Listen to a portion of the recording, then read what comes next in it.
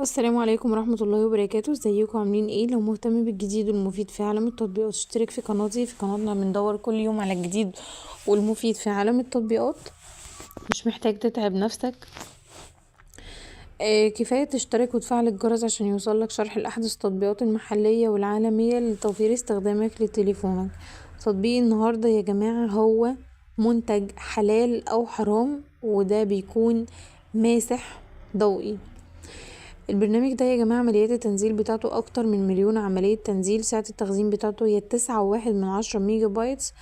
التقييم بتاعه يا جماعة واخد 4.3 تقييم. فكرة البرنامج ده ايه بقى يا جماعة؟ البرنامج ده بيتكلم عن ان هو بيساعد المسلمين في تحديد المنتجات الغذائية دي اذا كانت حلال او حرام من خلال مسح الباركود المنتج او البحث اليدوي عن اسمه. المميزات فيه يا جماعة ان قاعدة بيانات واسعة بمنتجات الغذائية، وجهة مستخدم بسيطة وسهلة، امكانيات اضافية، منتجات جديدة او قاعدة البيانات، تقييم المستخدمين للمنتجات. عيوب التطبيق ده او رأي الناس فيه يا جماعة، العيوب بتاعته ان هو قاعدة البيانات شاملة لجميع المنتجات المتاحة في جميع الاسواق. آه، ما بتكونش البيانات متوفرة في جميع المنتجات وفي جميع الأسواق. بتختلف رأي المستخدمين حول دقة البرنامج. ان البرنامج ده يا جماعة كمان بيحتوي على اعلانات كتيرة جدا.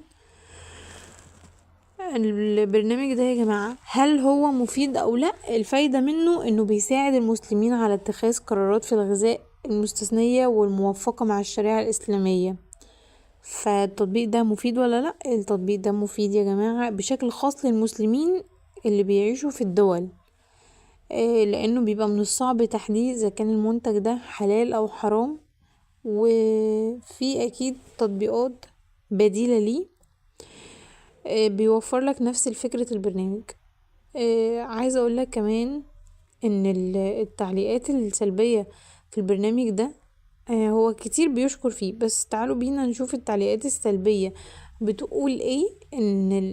كمان ان البرنامج ده هو مش واضح بشكل جيد وما بيديش النتيجة النهائية بشكل واضح، والبرنامج ده بيستهلكنا لمنتجات، سبب استهلاكنا المنتجات بيها كحول ودهن خنزير بدون علم، لانه بيظهر انه حلال وبنكتشف ان المكونات دي بيها محظورات عند الترجمة.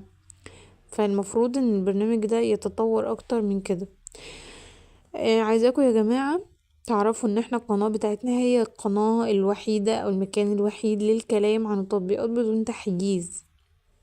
كل واحد في قناتنا بيقول تجربته الحقيقية في التعليقات.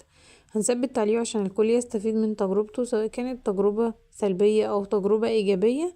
هنثبت التعليق ده. هستنى تعليقاتكم، هستنى اشوف رأيكم عن البرنامج. استنوني في تطبيق جديد. مع السلامة.